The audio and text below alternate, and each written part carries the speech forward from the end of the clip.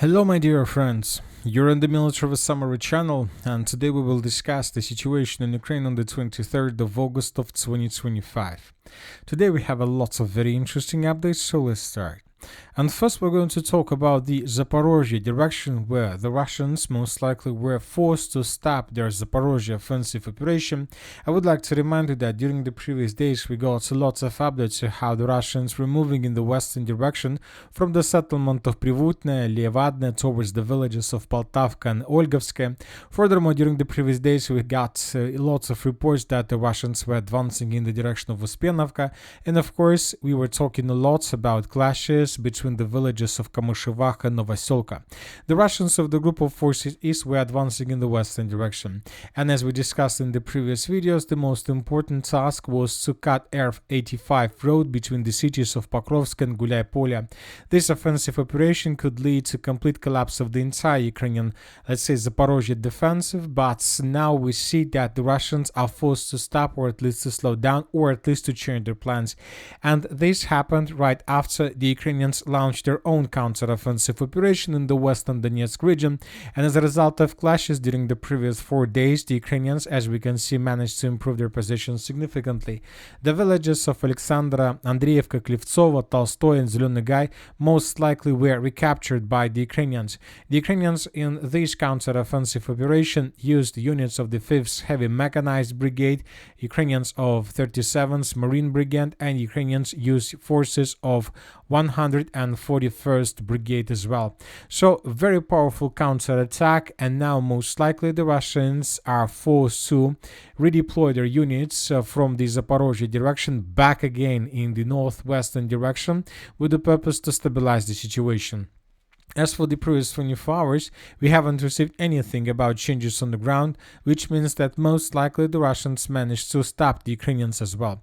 Anyway, the next several days are going to be very important both for the Russians and for the Ukrainians, because the next several days will give us an answer to the question whether the Russians are able to continue their Zaporizhzhia offensive operation, or they will be forced to change their plans, and first, before moving further in the western direction, they will try to restore control over the territories they lost, and they will attack the villages of Ivanovka and Gavrilovka. But you know that today several military experts reported that this Russian Zaporizhzhia offensive operation was something like a trick. The thing is that before moving further, either in the direction of Zaporizhzhia region or in the direction of the village of Novopavlovka, the Russians needed to cross the river of Volcha, and that was a very difficult task for the armored forces of the Russian Federation, because on the Ukrainian side of the river there were lots of Ukrainian units of the same brigades, like 141st, 5th Mechanized, 37th Brigade. So that is why the Russians launched their offensive operation in the direction of Zaporizhzhia just with one purpose: to force Ukrainians to cross the river of Volcha and to introduce their fresh forces on the Russian side of the river of Volcha. And the Ukrainians most likely did exactly as the Russians wanted.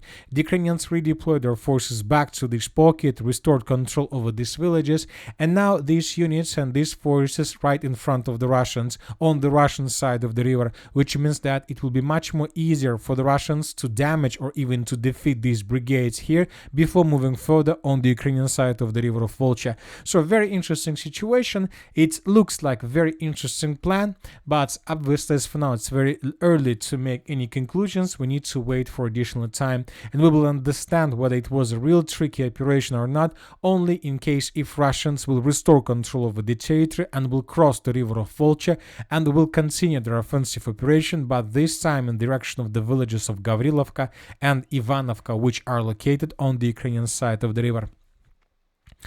Now let's move further and let's discuss the situation in the city of Pokrovsk, in the area of the Pokrovsk agglomeration, and in the area of Breakthrough. Very interesting updates are coming from this area, and we see that something huge is happening right now. First, let's talk about the city of Pokrovsk itself. Today, very reliable pro-Russian resources adjusted their maps back on the territory of the city of Pokrovsk, and according to the recent adjustments, the armored forces of Ukraine managed to restore almost complete control control over the city of Pokrovsk. We're talking about the central part, we're talking about the southern part and the southwestern parts of the city. So the Russians were forced to fall back. This is the way how the map looked like yesterday. Most of the territories used to be considered as a gray zone or contested area.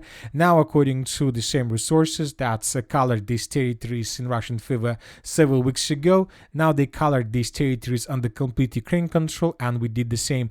The Russians were forced to fall back. As for now, we have just several contested areas: the village of Lyantovich, the territory between the village of Lyantovich and Troyanda, the part of the city of Pokrovsk, and most likely currently there are very heavy clashes. So let's wait and see what is going to be next, but most likely the city of Pokrovsk is not the main task and priority of the armed force of the Russian Federation, at least at this stage of assault operation. As for now, the main priority lays to the east of the city of Pokrovsk, around the settlement of Mirnograd. And you know that the Russians during the previous 24 hours intensified their aviation activities. During the previous 24 hours, probably hundreds of explosions and hundreds of attacks were recorded, and this information was confirmed both by Russian resources and by Ukrainian resources. The Russians began basically reducing to ruins not just the city of Mirnograd. The Russians began reducing to ruins the cities of Mirnograd, Konstantinivka and Kramatorsk. Once again, hundreds of explosions were recorded. For example, in this video we can see how Russians discovered the temporary deployment point of the 57th Mechanized Brigade of the Armed Forces of Ukraine. That was attacked immediately after this after this building was geolocated. And this video we can see several FPV drone operators that were destroyed. During the previous video we already talked that the Russians began their offensive operation to the southeast of the city of Mirnograd, and as a result of clashes, according to different resources, the Russians improved their position significantly. Lots of trenches and lots of strongholds were taken by the Russians during the day, and furthermore, not just trenches and strongholds were taken, the Russians managed to create lots of pockets. So they encircled huge amount of Ukrainian forces in different pockets all over the entire of the southeastern part of the Pokrovsk agglomeration. Furthermore, as you can see, we have changes that were provided us by different sources, and we had changes that were provided by real video. For example, in this video published by pro-Ukrainian site, we can see lots of FPV drone attacks on Russian positions in the area of the Pokrovsk agglomeration, and as you can see, one of the episodes was geolocated. In this video we can see how Ukrainians attacked Russian soldiers along the railways to the northeast of the city of Mirnograd, right exactly in this point. And based on this video we have adjusted the territory to the north and to the northeast. Once again, this is the situation by the end of the 22nd of August of 2025, and this is the situation by the end of the 23rd of August. All these changes are telling us that the Russians began their full-scale offensive operation in the direction of the city of Mirnograd and the southeastern part of the city. And you know that this is not something that can surprise us, because telling the truth, offensive operation in the direction of the city of Pokrovsk probably is a very good idea from the Russian side, but this offensive operation lays in the direction of Ukrainian artillery systems. For example, if Ukrainians have their artillery systems somewhere in the area of Novoalexandrovka, this offensive operation means that the Russians will shorten the distance to the positions of artillery systems, which means that it would be much more easier for Ukrainians to attack Russian forces with artillery, not just with artillery but with FPV drones. But when talking about the southeastern part, this case, we can see the largest distance between possible Ukrainian artillery and FPV drone positions, an area that is under complete Russian attack. So the Russians are attacking probably the safest position, if we can call the southeastern or the entire line of combat contact as a safe position. So, but anyway, this is the safest position in comparison with any other direction that the Russians could use for their offensive operation.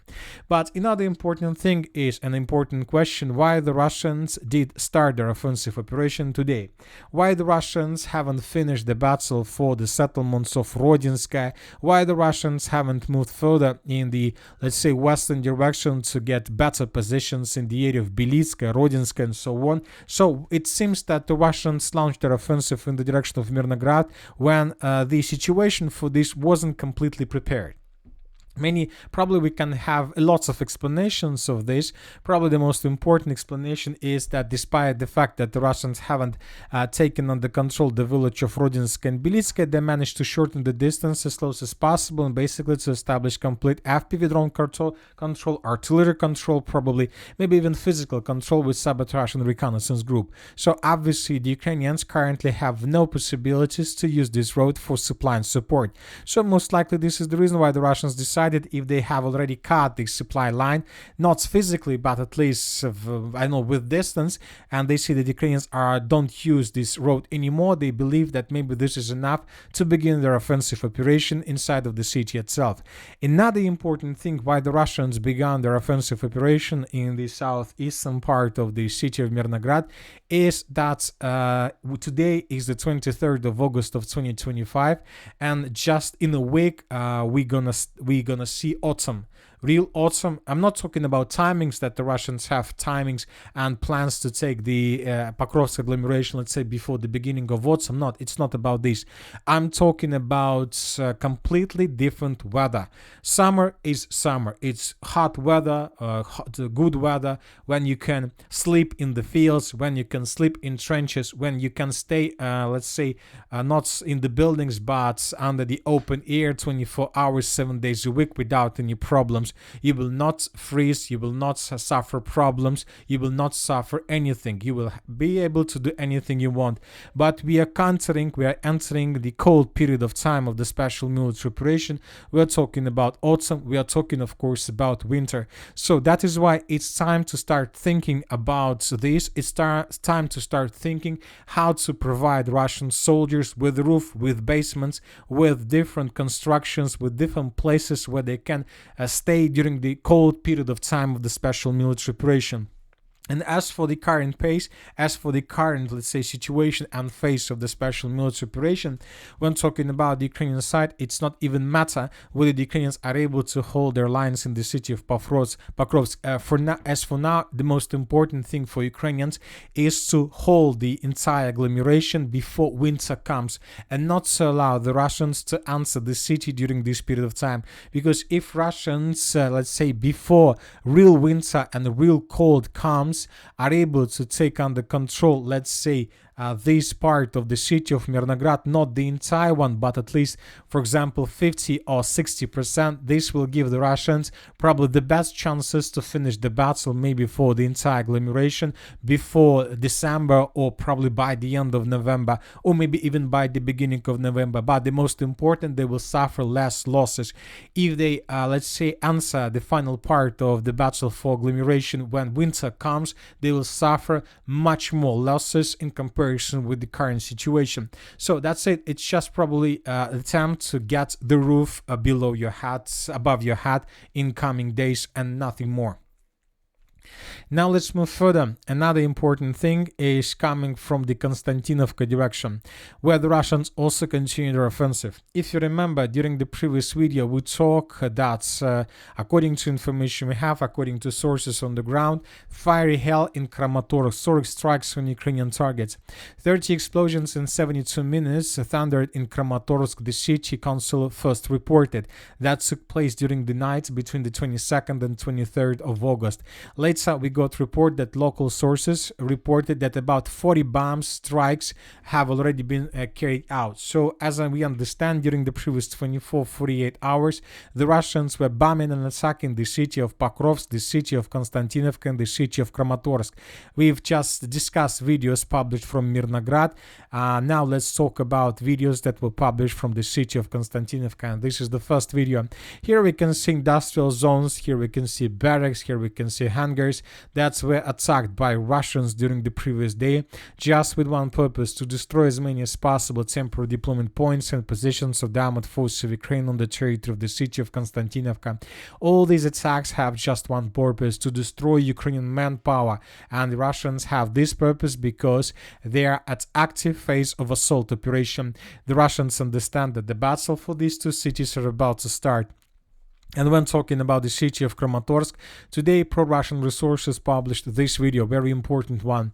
Here we can see how Russians managed to discover the, let's say, how Ukrainians brought additional forces to the city of Kramatorsk. We are talking about units of 156 Mechanized Brigade, which most likely the Ukrainians were planning to use to strengthen their positions around the city of Pokrovsk or around the city of Konstantinivka.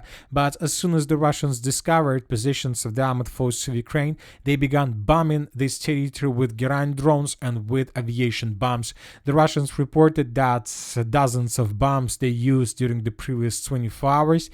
They reported that Ukrainians suffered huge losses, probably the biggest losses at once. The Russians are saying that Ukrainians lost 4 multiple launch rocket systems, 3 tanks, 7 armored vehicles, 22 up to 22 infantry fighting vehicles of BMP type, several ammo depots, warehouses, and 4 electronic warfare equipments and stations, command posts, shelters for personnel, but the Russians are saying that it's still unknown the real losses among manpower. The Russians are clarifying the situation. So we are once again at the final stage of offensive operation, and another important thing is that today the Minister of Defense of the Russian Federation reported that as a result of clashes, the settlement of Kliban-Byk was taken by the Russians completely. So as we can see, the southern direction, the Kliban-Byk direction, has fallen. The Russians took under complete control the last settlement in this area. The sources, some pro-Russian resources, adjusted their map even bigger. They colored everything, let's say, until the southern bank of the Kliban-Bytska water was over. We are not moving so far. We colored just the village of Kliban-Byk itself because we believe that there are still Ukrainian soldiers in this forest on the southern bank of Kliban-Bytska water reservoir waiting for evacuation. We believe that in the next during the next several days the Russians will finish battle for this territory as well, but as for now we believe that there are still Ukrainians. Anyway, we see that the Russians offensive operation to the south of the city of Konstantinivka is gaining its own momentum. For example, let's take a look at how the map, how exactly the map has been changed since the 21st of August. By the end of the 22nd of August, I would like to remind you that the Russians reported that secured the village of Vladimirovka, the Russians secured the village of Rusin Yar, and the Russians reported they captured the village of Katerinovka. And by the end of the 23rd of August, the Russians secured the village of Kliban-Byk as well. As of the end of the 23rd of August, we haven't received any video that can confirm this, but we have this video where we can see how Russians were entering this dense network of the fortifications and how the Russians were clearing this territory and how the Russians were taking this territory under complete control. So the Russians advancing, we see that the southern Konstantinivka front line collapsed completely. The Russians are storming the southeastern part. We see that the Russians are pushing towards the villages of Nilipovka, Pleshevka and Vanapolye. So telling the truth, the situation in this area can start developing completely unpredictable way. Furthermore, we see that the Russians began another offensive operation, but this time the Russians are trying to attack Ukraine positions in the direction of Drushkovka along the railways. So the city of Konstantinivka can be caught in cauldron much faster than the city of Pokrovsk. Anyway, let's wait and see what is going to be next. The next days are going to be very interesting. And don't forget that today is the day of Ukrainian flag, national flag, and tomorrow is the day of East Ukrainian Independence Day. So which means that today and tomorrow we are going to see probably the biggest number of updates per day since the beginning of the special military operation. Today we got a lot of updates. I can't even imagine how many updates we're going to receive tomorrow. Now let's move further and let's discuss the situation in the Siversk-Lyman direction. The situation for the armed forces of Ukraine in this area is also very, very difficult.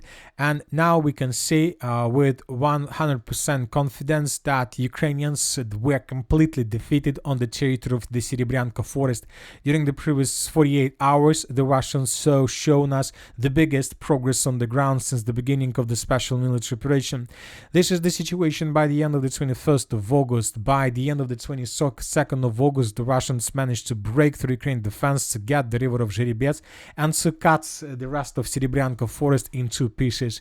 By the end of the 23rd of August, one of the pieces was taken by the Russians completely. Now Ukrainians are stuck between the river of Siversk, Donetsk, Zherebets, and the territories under complete Russian control. We're talking about this pocket, and the sources, pro-Ukrainian sources, are saying that currently there are very heavy clashes, that this group of forces may be cut and cordoned by the Russians. So that is why the Ukrainians most likely will abandon their positions this coming week, otherwise they will be taken by the Russians without even resistance. So the most important thing is that during the day, if you follow pro-Russian resources, during the previous 24 hours we got lots of updates about the numbers of prisoners of war from the Serebryanka forest.